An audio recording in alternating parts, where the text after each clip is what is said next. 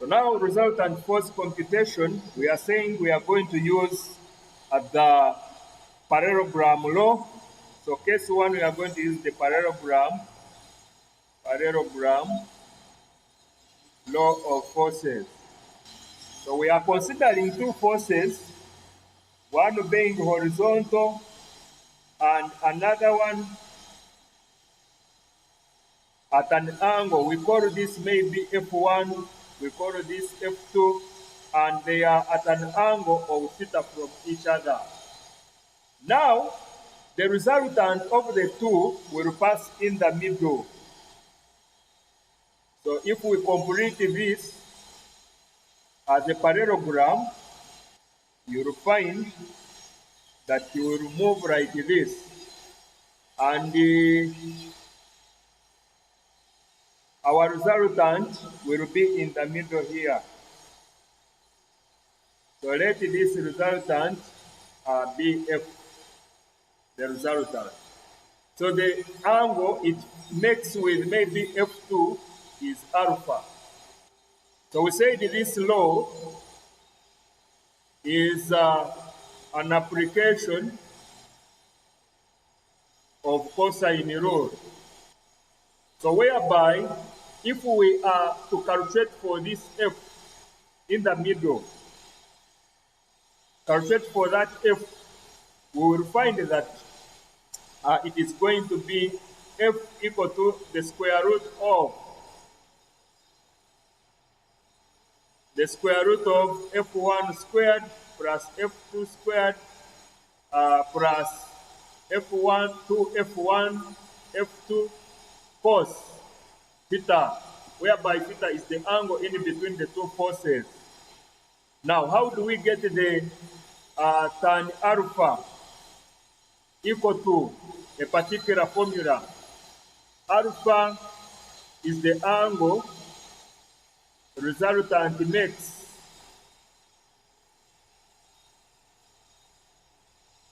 with F2, the horizontal. So what does that mean?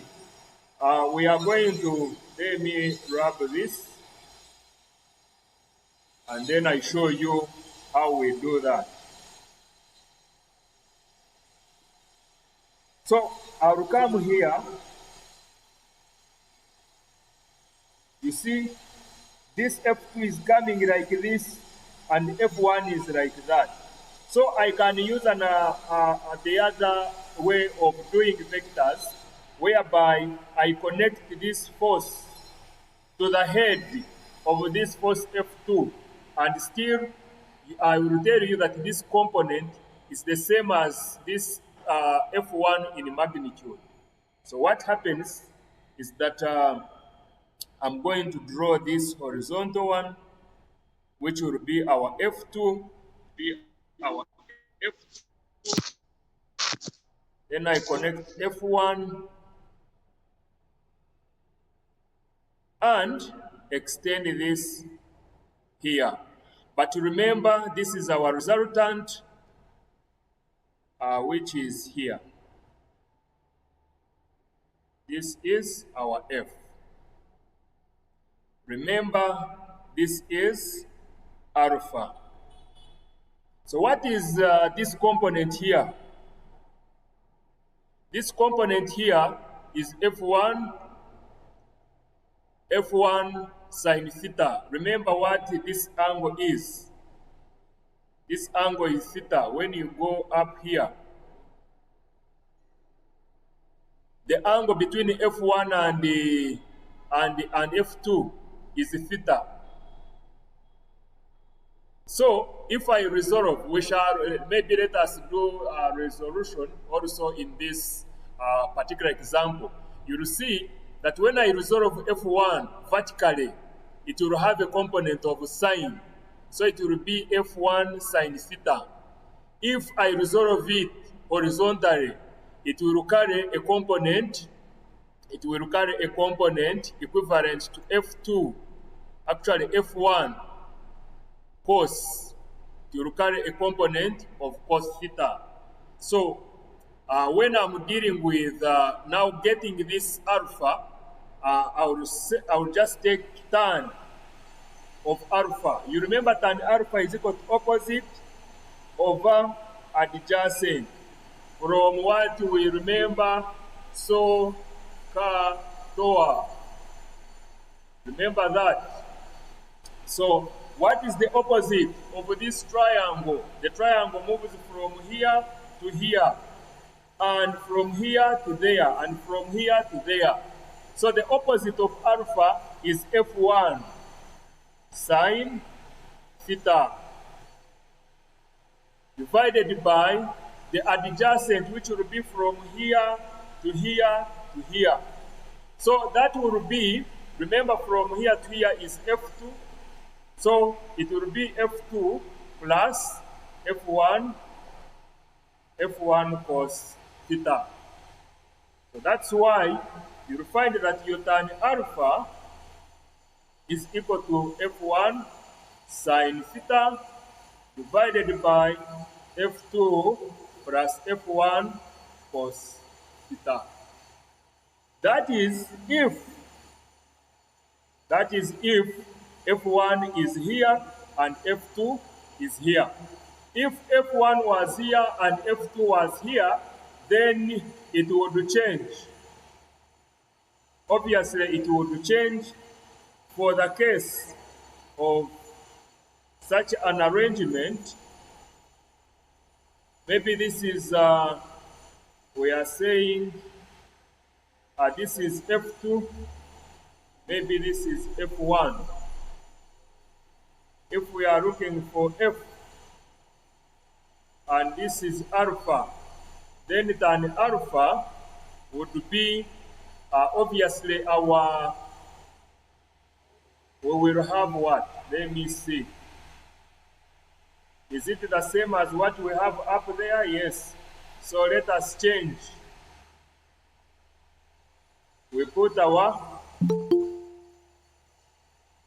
F2 here and F1 here. So obviously this is going to be now F2 sine theta divided by F1 plus F2 cos.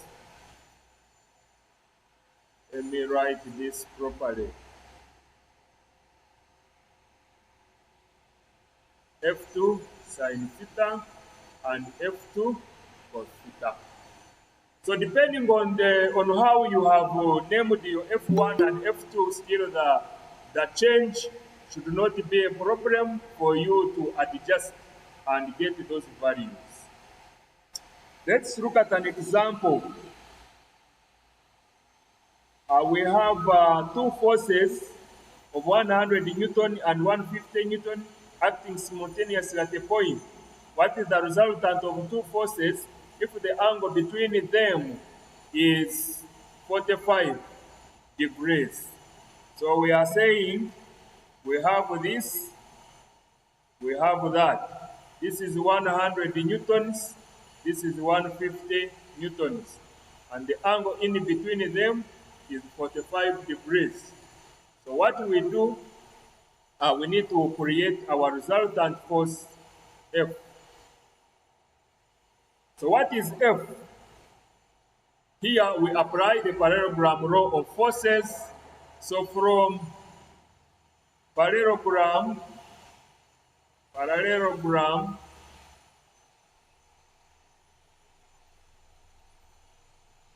law, F will be square root of F1 squared plus F2 squared plus 2F1 F2 cos theta.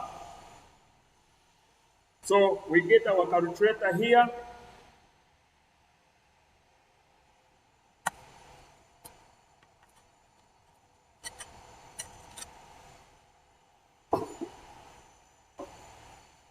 So each of you should be having a calculator and trying it. So I have 100 squared plus 150 squared plus 2 times 100 times 150 cos 45. Then I take square root of the answer. And the resultant of the force F will therefore equal to 2, 3. Maybe I can substitute for purposes of people understanding. Let me substitute. I will have square root of 100 squared plus 150 squared plus 2 times 100 times 150 cos of 45. Everything is under root. So F will therefore equal to 231.76 newtons. As simple as that. Now, what else? We are supposed to get the direction. Remember, a force is a vector quantity, and therefore, when we get the resultant with the magnitude, then we shall need to also find the direction. So, we need to get the direction. The magnitude is up here. Direction, so it is formed from tan alpha equal to which force is up here. It is going to be the 100. So it's what we are going to have above as 100. Remember sine theta, which is sine 45, divided by the 150, which is down, plus 100 cos 45. That should stick in your mind. The one which is up is the one which shall be having the components. So 100 sine 45 is the vertical component. When we talked about the component of a force, we say the resultant can, a force can have different components, the vertical and horizontal. So if it is at an angle like this, it will have horizontal and the vertical components. The vertical component will be this force times sine of this angle. The horizontal will be this 100 cos of 45. Whereas this 150, if it is horizontal, it only has the horizontal component, which is 150 only, and it doesn't have the vertical component. We shall see as we proceed. So you get the value here and get your tan alpha. So 100 sine of 45 divided by 150 plus 100 cos 45. So we are saying 150 plus 100 cos 45. And the answer is tan alpha is equal to 0.32037. So alpha is arctan. So you take tan inverse of this value.